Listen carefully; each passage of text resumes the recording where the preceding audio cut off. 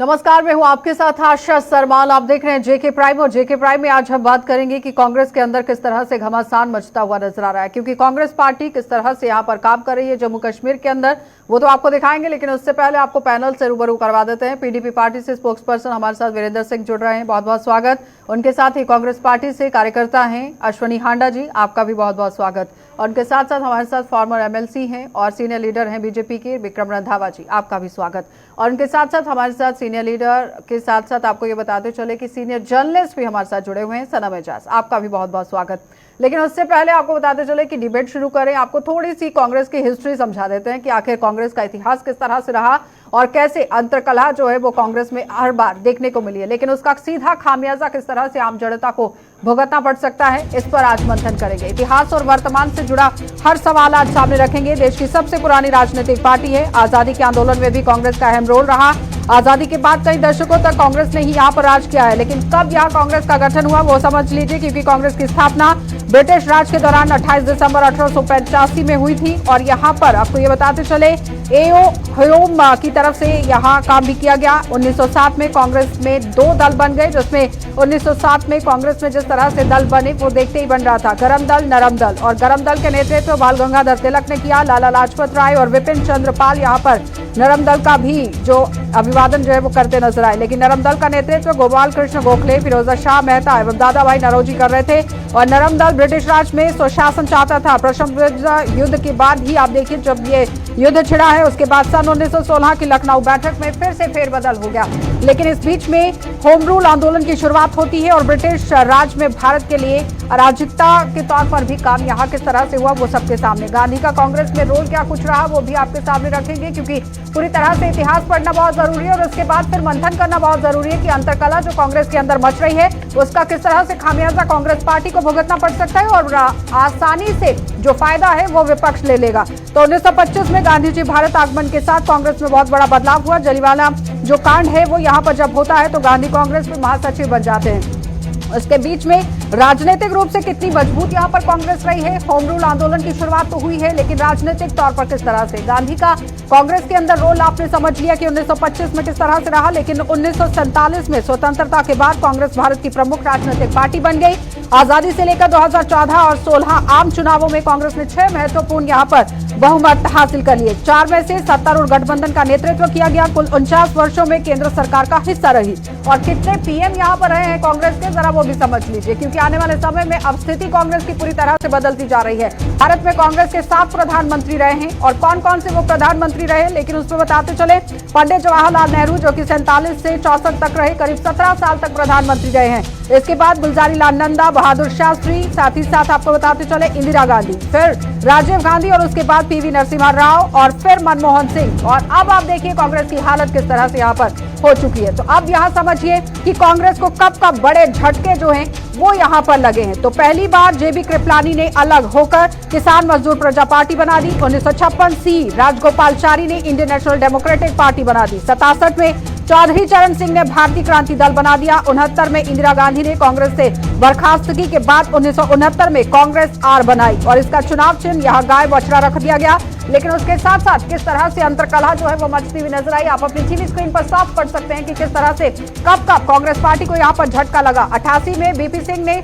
अलग होकर जन मोर्चा के नाम से एक नया दल बना दिया और प्रधानमंत्री बन गए। 98 में ममता बनर्जी ने अलग होकर तृणमूल कांग्रेस बना दी। 99 में शरद पवार, पीए संगमा और तारिक अनवर मिलकर राष्ट्रवादी कांग्रेस पार्टी में चले गए, उन्होंने अपनी अलग से पार्टी बना दी। और 11 में जगन मोहन रेड्डी ने यहाँ आप देखिए वाईएसआर कांग्रेस किस तरह से बनाई है। यानी कुल मिलाकर ये कहा जा सकता है कि पूरी तरह से कांग्रेस के अंदर कलह किस तरह से मचती आई है वो आपने देखा। अब कब कब यहाँ पर झटके लगे थे वो भी आपने देख लिया, लेकिन इंदिरा ने यहाँ दूसरी बार कांग्रेस को तोड़ दिया। अब ये भी आपको बताते चले कि इंदिरा गांधी ने 25 जून 1975 में देशों के आपातकाल लागू यहाँ पर आप देखिए किस तरह से कर दी। आपातकाल की घोषणा कर दी गई। 21 मार्च 77 तक यहाँ पर रहा। इमरजेंसी के बाद कांग्रेस ने विभाजन किस तरह से देखा है वो भी सबके सामने था। 77 के चुनावों में कांग्रेस आर को जबरदस्त हार हो गई और जबरदस्त हार का सामना उसे करना पड़ा। इस बीच में नई पार्टी भी बना ली गई जिसका सिर्फ और सिर्फ नाम जो है वो कांग्रेस रख दिया गया। आजादी से पहले किस तरह से कांग्रेस पार्टी जो है वो टूट गई वो समझ लीजिए, क्योंकि अब विपक्ष पूरी तरह से कटाक्ष तो कर रहा है, लेकिन किस तरह से अपनी पेट जो संभालेगा ये देखने वाली बात है। आजादी से पहले कांग्रेस पार्टी 2 बार टूट चुकी है, तो उस बीच में यहाँ से ये समझिए कि 1923 में CR दास और मोतीलाल नेहरू ने स्वराज पार्टी का गठन कर दिया। 39 में सुभाष चंद्र बोस और शार्दुल सिंह और शील भद्र के साथ मिलकर अखिल भारतीय फॉरवर्ड ब्लॉक का निर्माण कर दिया गया। अब 1923 में CR दास की जब बात होती है तो गठन किस तरह से किया गया था। आजादी के बाद पहली बार 1951 में फूट पड़ गई। आजादी के पहली बार आप देखिए कांग्रेस पार्टी 51 में यहां पर टूटी, जब JB कृपयाली ने से पहले अलग होकर किसान मजदूर प्रजा पार्टी बना दी। ये सब आपको झटकों में बता दिया गया कि कौन कौन सा झटका जो है वो कांग्रेस को लगा था। तो जरा अपनी टीवी स्क्रीन पर आप पढ़ लीजिए कि किस तरह से अलग अलग पार्टियों ने यहाँ पर कांग्रेस पार्टी को जो है वो झटका दिया और अपनी पार्टियां अलग बना ली, और किस तरह से आज वो अलग पार्टी और विपक्ष के तौर पर निकलकर सामने आ गए। तो 4 साल में दरमियान में ही कांग्रेस को किस तरह से बड़ी फूट का सामना करना पड़ा वो भी सबके सामने था। लेकिन इंदिरा गांधी के समय में भी किस तरह से इमरजेंसी का सामना करना पड़ा वो भी सब जानते हैं, क्योंकि 1996 में भी कांग्रेस ने टूटकर कई राज्यों में पार्टियों को जन्म दिया। यानी कुल मिलाकर ये कहा जा सकता है कि कांग्रेस के अंदर जो राजनेता देखे गए वो कांग्रेस से किनारा करते चले गए और अलग अलग पार्टियों का गठन करते चले गए, और भी वहां पर एक अलग से ही मोर्चा खड़ा करते चले गए। प्रणब दा ने भी यहां पर पार्टी को तोड़ दिया, और जाहिर तौर पर यह समझिए कि जिस तरह से यहां पर काम होना चाहिए था, क्या कांग्रेस पार्टी की तरफ से उस तरह से काम हुआ या नहीं, ये एक बड़ा सवाल बनता जा रहा था। अब आप ये समझिए कि इस बार इंडियन नेशनल कांग्रेस जो है वो उर्स बनी हुई है। अब पूरी तरह से इन राज्यों में जो लोग कांग्रेस में बचे हुए हैं उनमें से 81 में किस तरह से काम हुआ, 4 साल के दरमियान कांग्रेस में किस तरह से फूट यहाँ पर पड़ गई, और साथ ही साथ उसके साथ आपको ये बताते चले कि यहाँ पर अलग होकर किन किन पार्टियों का गठन किया गया वो जरा समझ लीजिए। TNC बन गई, ANCP, PDP और विदर्भ जनता कांग्रेस, VSR और Congress party all India, NR Congress, Tamil Manila Congress, Chhattisgarh जनता कांग्रेस मणिपुर। ये आपको पूरे देश की बात बता रहे हैं। और पार्टी जब यहाँ पर टूटती है तो किस तरह से वो अपने आप को संभालती है, ये बहुत बड़ा सवाल रहता है। P Chidambaram, AK Antony, Tariq Anwar, Suresh Kalmadi, इस तरह से ये लोग जो है वो किनारा करते चले गए। यहाँ तक कि देश के राष्ट्रपति रहे स्वर्गीय प्रणब मुखर्जी, और अब बीजेपी में आए हुए ज्योतिरादित्य सिंधिया के स्वर्गवासी पिता माधव राव सिंधिया ने भी कांग्रेस पार्टी से अलग होकर अलग अलग दल यहां पर बना दिया। 1996 में प्रणब मुखर्जी ने कांग्रेस से अलग होकर राष्ट्रीय समाजवादी पार्टी यहां पर बनाई, उसका गठन कर दिया। 10 साल बाद 1996 में माधव राव सिंधिया ने मध्य प्रदेश के विकास कांग्रेस नामक अलग ही एक पार्टी बना दी। अब आपके सामने ये पूरी डिटेल तो रखी गई कि कब कब कांग्रेस पार्टी को यहाँ पर झटके लगे हैं और कांग्रेस पार्टी में किस तरह से अब अंतर्कलह जो है वो मचती हुई नजर आ रही है। एक बार फिर आपको बताते चले कि जम्मू कश्मीर की अगर बात करें तो गुलाम नबी आजाद ने अपने पद से इस्तीफा दे दिया है, क्योंकि उन्हें एक ओहदा दिया गया। लेकिन उसके बावजूद भी अगर एक सीनियर लीडर अपने पद से इस्तीफा देता है तो जाहिर तौर पर सवाल निशान जरूर बनता है कि आखिर क्या मुख्य कारण रह गए कि इस तरह से यहाँ पर इस्तीफा दे दिया है। तो चलिए अब पैनल की ओर बढ़ जाएंगे और पैनल से ही यहाँ पर बातचीत करेंगे कि आखिर ऐसा क्या मुख्य कारण रह गया कि गुलाम नबी आजाद ने इतना बड़ा ओहदा देने के बावजूद भी इस्तीफा दे दिया। अश्वनी हांडा जी, देखिए इसमें इस्तीफा देने की बात नहीं है। ये आजाद साहब ने जिस तरीके से कहीं ना कहीं लगता है कि आजाद साहब की इसमें कंसेंट नहीं थी, और ये कमेटी जो है वो बना दी गई AICC द्वारा, और उसी के चलते उन्होंने जो कहा गया है कि उनका स्वास्थ्य भी ठीक नहीं है, तो उसी के जो उन्होंने उसका वक्तव्य दिया कि मेरे स्वास्थ्य ना ठीक होने के कारण मैं पूरी तरह से वहाँ पे अपना जो योगदान नहीं दे पाऊँगा, इसलिए ये जो उन्होंने कहा है कि मुझे ये जो है वो पोस्ट जो है मंजूर नहीं है, तो लिहाजा आप इसके लिए किसी और को। रंधावा जी, पोस्ट मंजूर नहीं है। देखिए ये कांग्रेस का एक तो भीतर मामला है, मैं इस पर ज्यादा टिप्पणी तो नहीं करूंगा, लेकिन एक बात मैं बड़ा स्पष्ट कर दूं कि कांग्रेस की बेसिक जो बुनियाद थी वही ठीक नहीं रखी गई थी। 1885 में कांग्रेस बनाई अंग्रेजों ने, AO ह्यूम्स उसके अध्यक्ष बने। आज भी तो कांग्रेस अंग्रेजों के हाथ में है। आज कांग्रेस को कौन चला रहा है? मैडम सोनिया गांधी की मूलभूत आधार क्या है? मूलभूत नागरिक कहाँ की है? तो मैडम की ओरिजिनलिटी और वर्तमान में जिस तरीके से जो कांग्रेस का दृश्य बना है, मुझे लगता है कि ईमानदारी से जो कांग्रेसी है वो भी कहीं ना कहीं अपने आप को ठगा हुआ महसूस करता है कि इस गांधी नेहरू खानदान की प्राइवेट लिमिटेड कंपनी कांग्रेस जो है तो खात्मे की तरफ बढ़ रही है, उससे किस तरीके से निजात पाई जाए। आपने भी कई पॉलिटिकल पार्टीज का वर्णन किया, जिसमें खास करके मैं कहूंगा कि जो हमारी PDP है वो भी तो प्रोडक्ट कांग्रेस का है। मुफ्ती मोहम्मद सैयद साहब ने कांग्रेस के लिए सैकड़ों वर्ष तक काम किया, और उनकी बेटी जो है पहली बार महबूबा मुफ्ती 1996 में कांग्रेस की टिकट पे जीत के आई, लेकिन 98 में कांग्रेस की पीठ पे वार करके रिजाइन करके पीडीपी का गठन करती है और आज वो अपनी पॉलिटिकल पार्टी को चला रही है। तो एक तो ये हो गया कि जिन लोगों ने अलग अलग पार्टियां बनाई कांग्रेस से निकल के, आपको देश भर में विभिन्न प्रदेशों में सैकड़ों ऐसे बड़े नेता मिलेंगे जो कांग्रेस छोड़ के दूसरी पॉलिटिकल पार्टीज में चले गए, चाहे वो जम्मू कश्मीर को ही ले लीजिए। तो मुझे लगता है कि ओरिजिनल जो कांग्रेसी जो शायद 47 से कहीं परिवार के साथ चलता होगा, तो वो आज अपने आप को ठगा हुआ महसूस कर रहा है कि किन लोगों के हाथ में ये पार्टी चली गई का है। ही प्रोडक्ट है। देखिए ऐसे है कि इसमें कोई शक नहीं है कि मुफ्ती मोहम्मद सईद साहब ने पूरी जिंदगी कांग्रेस को दी है और कांग्रेस के लिए बहुत बड़ी मेहनत की है।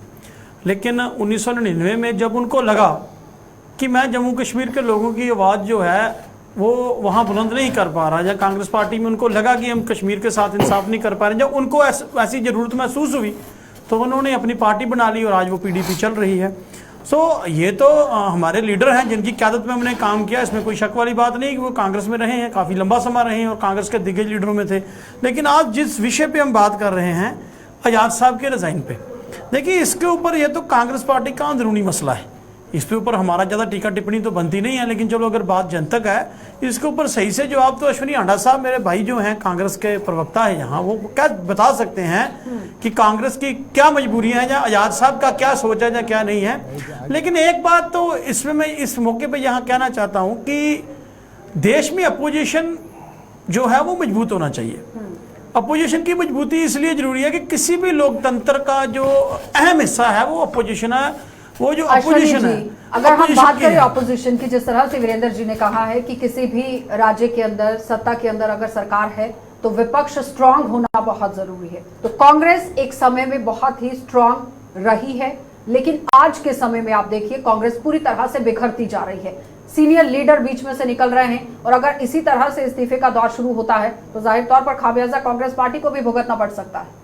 देखिए मेरे भाई रंधावा जी ने जिस तरीके से कांग्रेस के बारे में बात की है, तो ये भूल गए हैं कि इस देश को आज़ाद करने में अहम भूमिका जो थी वो कांग्रेस की थी और आप लोग उसी की पैदाइश हो। लेकिन आपके जो राष्ट्रीय कार्यकारिणी है, जो उस समय पर जनसंघ था या आरएसएस जिसको आज आप बोलते हैं, उन्होंने तो देश के उस संग्राम में जिसमें हम स्वतंत्रता संग्राम में लड़ रहे थे अंग्रेजों के साथ, उस समय तो आप भाग खड़े हुए, उस समय तो आपने मना कर दिया कि ये स्वतंत्रता संग्राम में हम नहीं जाएंगे, हम देश की आजादी नहीं चाहते हैं। आप उन्हीं के वेतन पर पढ़ना चाहते थे। आपके सावरकर जी जो वेतन पाते थे, 5-5 माफिया मांगी, उन्होंने किस बेस पे मांगी? आपकी उस समय की राजनीति और आज की राजनीति में बिल्कुल भी अंतर नहीं आया। मैं खत्म कर दूं। और आज जिस तरह से आज स्टेट की हालत हुई है, आज बहुत आवश्यक हो जाता है 1 करोड़ 40 लाख जनता की जो ख्वाहिशात हैं, जो आज जिस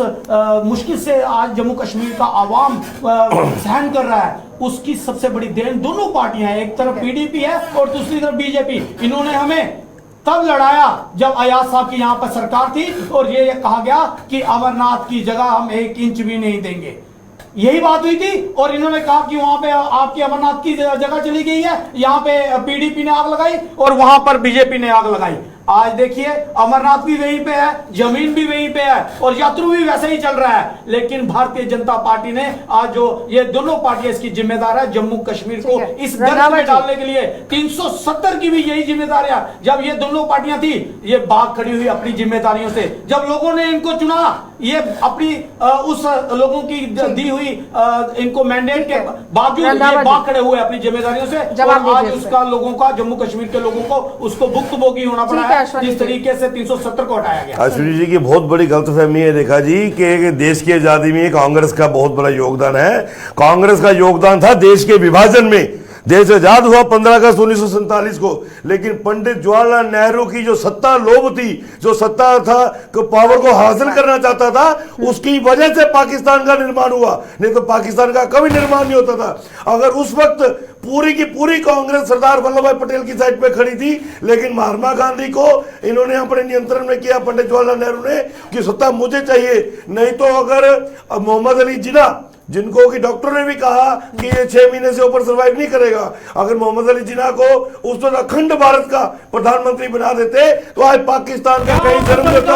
अगर पाकिस्तान को जन्म नहीं होता तो आज बांग्लादेश का जन्म नहीं होता। लेकिन मैं यकीन नहीं कह सकता हूं सरदार वल्लभ भाई पटेल क्या भारतीय जनता पार्टी जिन्ना साहब बिल्कुल नहीं होते, लेकिन सरदार वल्लभ भाई पटेल अगर देश के प्रधानमंत्री बन जाते तो जवाहरलाल नेहरू जैसे नासूर को देश का प्रधानमंत्री हमें बर्दाश्त नहीं करना पड़ता।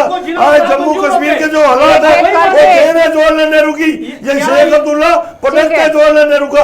ये पैदा ही नहीं होते अगर जवाहरलाल नेहरू को सत्ता की भूख नहीं होती, क्योंकि उसको सत्ता चाहिए, प्रधानमंत्री बनना था। मैं स्पष्ट कर दूं, क्योंकि उसको प्रधानमंत्री बनना था, इसके लिए उसने एक नए राष्ट्र का निर्माण कराया और पाकिस्तान का जन्म हुआ। ठीक है रंधावा जी, रंधावा जी ने एक बहुत खूबसूरत बात कही है कि इनको जिन्ना जी मंजूर थे, तो फिर हमें नहीं मंजूर थे। आपने इस बात को कहा कि इसका सरदार वल्लभ भाई पटेल, इसका यही मतलब है कि आपको जिन्ना मंजूर थे, हमें नहीं थे, इसलिए सरदार वल्लभ भाई पटेल मंजूर थे। सच्चाई है कांग्रेस चाहती थी कि सरदार वल्लभ भाई पटेल को आगे लाओ। अगर इसी तरह से लड़ाई करनी है तो फिर व्यूअर्स सुन नहीं पाएंगे। आराम से एक एक करके जवाब दीजिए। सच्चाई ये है कि भारतीय जनता पार्टी के सावरकर जी जो तब की जनता पार्टी थी और जनसंघ था, और इनके बीच में जिन्ना के बीच में एक अकॉर्ड हुआ था कि हम 2 पार्टीशन एक बात करेंगे। मैं आज यहाँ पर कार्यक्रम में क्लियर कर दूं कि मैं हिस्ट्री की बात सुना चुकी हूँ। अब बात यहाँ पर हो रही है कि वर्तमान कांग्रेस की बात करिए ना, वर्तमान का लेटेस्ट सिचुएशन क्या है, पप्पू है प्रेजेंट जो पूरे सिचुएशन क्या देश के है। अंदर कांग्रेस को मुक्त कराने में सहयोग दे रहा है, बढ़िया है। देखिए आज जम्मू कश्मीर के हालात जिस तरीके से बदले हैं वो इनकी देन है, ये दोनों पार्टियों की देन है। हम आज भी कहते हैं आप लोगों के सामने जाने के लिए लायक नहीं रहे हैं। जिस तरीके से 370 को हटाया गया जम्मू कश्मीर के अंदर, कांग्रेस आज भी जम्मू वालों की पीठ पे छुरा खोपा है। देखिए जिस तरीके से गैर कानूनी तरीके से 370 को हटाया, जिस तरीके से जम्मू कश्मीर में 370 को हटाया गया, लोगों को ऐसे काले खड्डे में डाल दिया गया, गहरे खड्डे में डाल दिया गया कि आज लोग उस मुसीबत से बाहर नहीं आ रहे हैं। लोग बेरोजगारी से त्रस्त है, लोग आतंकवाद से त्रस्त है। रंधावा जी एक मिनट। अश्विनी जी, जब कोई भी शुरुआत होती है तो वो घर से होती है। घर के अंदर ही कलह कलेश पड़ा हो तो बाहर के लोगों को किस तरह से यहाँ पर समझाया जाएगा। सवाल ये भी है, एक सीनियर लीडर जिसे एक कुर्सी दी जाती है लेकिन वो अपनी कुर्सी पर बैठने से इनकार कर देता है, आखिर कोई वजह तो रही होगी। देखिए सुनिए, मैं आपको इसके बारे में, ये कोई पार्टी का प्लेटफॉर्म नहीं है जहां पर मैं ये सारी चीजें डिस्कशन करूंगा, और मीडिया के आम जनता को तो जवाब देना पड़ेगा ना अश्विनी जी। मामला है, आम जनता ही चुनकर आपकी पार्टी बनाती है, आपकी कुर्सी बनाती है, वो जानना चाहती है। देखिए अयाज साहब ने इलेक्शन, जहां ना तो यहाँ पे इलेक्शन है और ना ही किसी तरह का ऐसा कोई मैं भारतीय जनता पार्टी से ये पूछना चाहता हूं, क्या वह इलेक्शन कराएंगे यहाँ पर? क्यों नहीं करवाएंगे? आप बताइए। वो सींचता है खेत को अपने पसीने से, धानुका पर विश्वास से, हौसलों से अपने सीने के। महज अन्नदाता कहने से काम नहीं बनता है। ऐ किसान, तुझे पूरे देश का प्रणाम तो बनता है। धानुका, इंडिया का प्रणाम हर किसान के नाम। आरोप ये लग रहे थे कि कांग्रेस पार्टी की तरफ से रोहिंग्या को यहाँ पर बसाया गया। आज तो गृह मंत्री कह रहे हैं कि हम निकाल ही नहीं सकते हैं, जो जहां है वही रहेगा। बिल्कुल तो आप भारतीय जनता पार्टी को भारत छोड़ना होगा। भारतीय जनता पार्टी, फिर आपने अपने गृह मंत्री जी का वक्तव्य नहीं सुना है।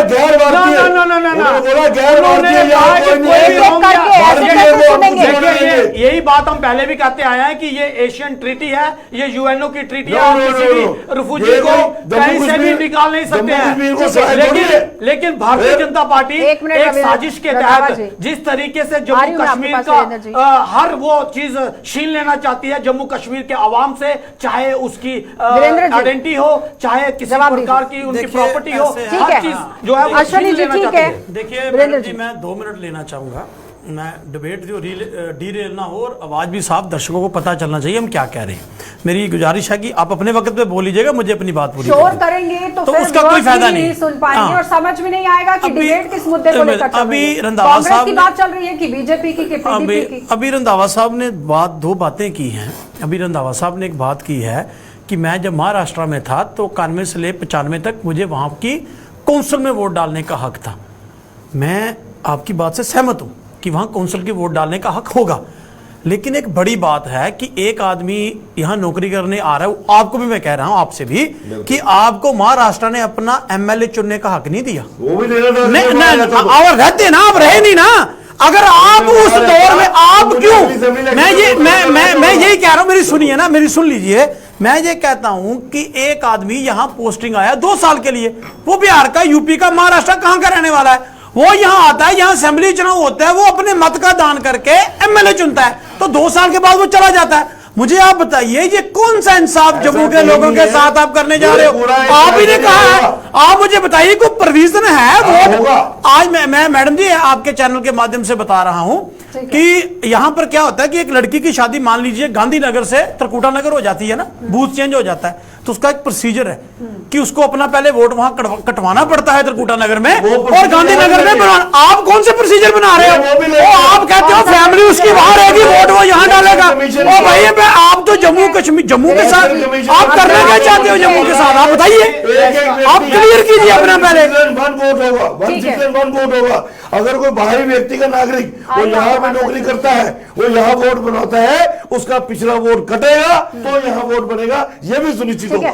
सनम ने हमारे साथ ज्वाइन कर लिया है। सनम, एक दिग्गज नेता, कदावर नेता कांग्रेस पार्टी से इस्तीफा देने की बात सामने रख रहे हैं, यानी कांग्रेस की तरफ से एक बड़ा ऑफर दिया गया, ठुकरा दिया गया गुलाम नबी आजाद की तरफ से।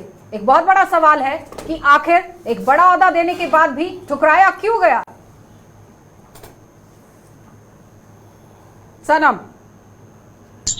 बिल्कुल आशा, अगर हम कांग्रेस की पास्ट हिस्ट्री देखें तो कांग्रेस ने पास्ट में भी जो आपस में इनके मतभेद रहे, गुटबाजी रही है, वो बहुत पुरानी गुटबाजी है। और फिर आज अगर हम देखें गुलाम नबी आजाद का बड़े पद का एक्सेप्ट ना करना, हम उसको बखार की जो प्रेसिडेंटशिप है उसके साथ जोड़ के कम ही देखें, हम उसको अगर देखें तो खुद गुलाम नबी आजाद के स्टैचर के साथ जोड़ के देखें, उसको इलेक्शन कैंपेनिंग, उसको कैंपेनिंग का प्रेसिडेंट बनाया गया है। और क्यों लगता है कि आजाद को अपने पद से जरा नीचे किया गया, उसको अपने पद के हिसाब से, जो उनका पद है, जो उनका ताकत है, जो उनका कद है, जो उनके स्टेमिना है, उसके हिसाब से कम दिया गया है। तो ये बड़ी वजह हो सकती है गुलाम नबी आजाद ने वो पद जो है, नया जो पद है कांग्रेस का, उसको एक्सेप्ट करने से इनकार किया है। और इससे साफ जाहिर है कांग्रेस के में गुलाम नबी आजाद के हवाले से बहुत पहले से खबरें आ रही थी और कई बार पॉलिटिकल सर्कल्स में ये बातें बड़ी शोर करने लगी थी कि गुलाम नबी आजाद कहीं इससे कांग्रेस से निकल के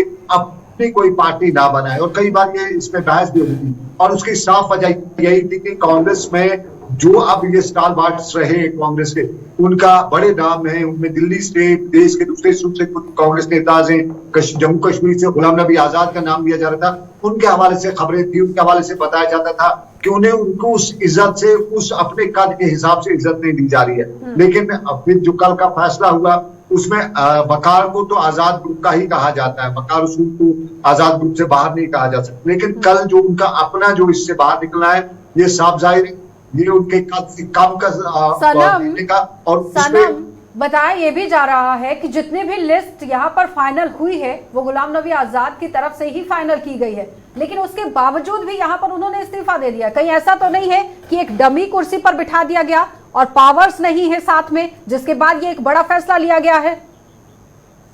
देखिए, JNK प्रदेश प्रेसिडेंट की तो जिसमें थे उनमें फाइनल नाम गुलाम नबी आजाद सिलेक्ट करने थे, तो उनका बहुत ज्यादा आदर इस चीज को लेकर गुलाम नबी आजाद से ज्यादा इसमें कोई नहीं जानता है। लेकिन एक चीज है, तो हम एसेस करें, हमें यूं लगता है गुलाम नबी आजाद को कल जो कमेटी दिया गया है वो उस पद से जो कैंपेनिंग कमेटी होती है उससे वो नाराज है, उससे वो समझते हैं कि मैं CWC का मेंबर हूँ, देश में मैं कांग्रेस के बड़े पद पे रहा हूँ और आगे भी उनको लगता था कि बड़ा जो कांग्रेस का पौधा है उसको दिया जाना चाहिए था। लेकिन ये जो है ये उन्हें लगता है, और जहां तक हम समझते हैं कांग्रेस पार्टी के अंदर ही बैलेंस जो है वो बनता हुआ नजर नहीं आया है। 1885 से लेकर नरम दल, गरम दल से लेकर आज तक आप देखिए किस तरह से गुटबाजी जो है वो कांग्रेस के अंदर देखने को मिल रही है। अश्विनी हांडा जी, देखिए ये गुटबाजियां जो है वो हर पार्टी में होती है और ये मतभेद जो है वो हर पार्टी में होते हैं, लेकिन सबसे बड़ा प्रश्न है कि जिस दलदल में जम्मू कश्मीर के लोगों को डाला गया, उसके लिए एक ऐसा चेहरा चाहिए उस दलदल। मैं एक बात आपको क्लियर कर लूं, मतभेद हर किसी के घर में होता है, हर किसी पार्टी में होता है, लेकिन जब मतभेद सड़कों पर आ जाता है, बाहर आ जाता है, तो फिर वो चर्चा का विषय बन जाता है। और गुलाम नबी आजाद एक अपनी छवि रखते हैं, सीनियर लीडर हैं, और जिस तरह से सनम ने भी कहा कि उन्हें जिस ओहदे के लिए समझाया गया, बताया गया, ओहदे के लिए वो अपना रुतबा रखते थे, वहां से नीचे उन्हें लाया गया है, तो कहीं ना कहीं रोष तो होगा। देखिए, इसके बारे में मैं ज्यादा नहीं बोल पाऊंगा, लेकिन मैं इतना जरूर कहूंगा कि जिस तरीके से जम्मू कश्मीर के हालात है, बहुत बड़ा तबका जो है वो बहुत आशाएं रखता है। जम्मू कश्मीर के लोग जो है वो अयाज साहब से बहुत आशाएं रखते हैं, क्योंकि जिस दलदल में हम आज फंस गए हैं वो भारतीय जनता पार्टी और पीडीपी की देन है, और उसकी वजह से आज उनको अगर कोई निकाल सकता है, लोग एक आशा की तरह देख रहे हैं कि अगर आज उनको कोई निकाल सकता है तो वो एक ही शख्स है, गुलाम नबी आजाद, जो इस दल से निकाल सकता है, जो हमें रियासत का दर्जा वापस दिलवा सकता है, तो वो एक ही शख्स है, गुलाम नबी आजाद साहब। क्या लगता है रंधावा जी कि जिस तरह से कांग्रेस में यहाँ कलह मची हुई है, आने वाले समय में कांग्रेस को कांग्रेस का जम्मू कश्मीर में राजनीतिक वजूद लगभग खत्म हो चुका है। इनके पास तो चेहरे भी नहीं बचेंगे, चुनाव किनको लड़ाना है इन लोगों ने। लेकिन ये वास्तविकता सच्चाई है कि कांग्रेस ने हमेशा जम्मू वालों की पीठ पे वार किया है, जबकि हमेशा इनको अधिकतम विधायक जम्मू ने जीत के दिए, चाहे 2002 हो चाहे उससे पहले हो। ये कश्मीरियों के हमेशा बी टीम बन के रहे, उनके पिछलों को बन के रहे। अब कांग्रेस का अध्यक्ष बनाने की बारी आई।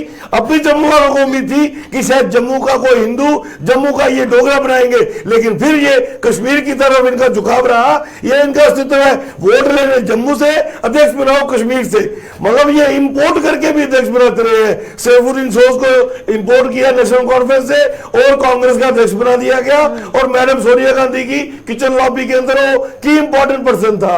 अभी खरा साहब को पीडीपी से उठाया तो कहां तक पहुंचा दिया खरा साहब को, यहां तक कि वो अध्यक्ष के लिए भी फ्रंट रनर थे कि मैं अध्यक्ष आ सकता हूं। मुझे लगता है ताल्लुक रखते हैं जितना भी है, लेकिन इनको इस वक्त जम्मू खित्ते को उम्मीद थी कि जम्मू का कोई डोगरा जो है वो कांग्रेस की लीडरशिप जो है उसको अध्यक्ष बनाएगी। ये जम्मू वालों के लिए बहुत बड़ा घाट जो है वो कांग्रेस की केंद्र ने किया। देखिए, ऐसे है कि मैं बार बार कहता हूं कि ये पार्टी का अंदरूनी मसला है, जो इन्होंने इस पर बात भी की है, लेकिन एक बात तो यहाँ जरूर है कि आज जम्मू कश्मीर यहाँ पर पहुंच चुका है। इसके लिए मतलब बड़े हिस्से में तो मैं कहूंगा कि भारतीय जनता पार्टी इसके लिए जिम्मेवार है। चलिए, शुक्रिया। चलिए वो आप कहते हैं देखो, मैं झंडे चढ़े इससे पहले किसका झंडा था अब पता नहीं, ये बताएंगे। अब यही बात है कि ये बात भी नहीं कर रहे। 6,500 झंडों की बात कर रहे हैं। 6.5 लाख झंडा चढ़ा है कश्मीर में। 6,500 कश्मीरी पंडितों को फिर से विस्थापित होना पड़ा है कश्मीर में। ये आपकी बद इंतजामियत से हुआ है। आज कश्मीरी पंडितों को फिर से मारा जा रहा है। लेकिन ये आपका भी और वीरेंद्र जी आपका भी और सनम आपका भी बहुत बहुत धन्यवाद जुड़ने के लिए। तो फिलहाल आपने देखा कि कांग्रेस पार्टी के अंदर किस तरह से घमासान मचता हुआ नजर आया। ये बेशक कांग्रेस पार्टी के अंदर की बात है, लेकिन आप समझिए कि ये खबर लगातार सुर्खियां बटोर रही है, क्योंकि गुलाम नबी आजाद जो कि एक दिग्गज नेता हैं और एक जाना माना चेहरा है जम्मू कश्मीर के अंदर, लेकिन जिस तरह से उन्हें ओहदा दिया गया है, उन्होंने उस ओहदे को पूरी तरह से ठुकरा दिया है। अब यहां घमासान ये मच रहा है कि अगर विधानसभा चुनाव होते हैं तो किस तरह से कांग्रेस पार्टी अपनी पैठ जो है वो संभालती हुई नजर आएगी। आप देखते रहिए कार्यक्रम।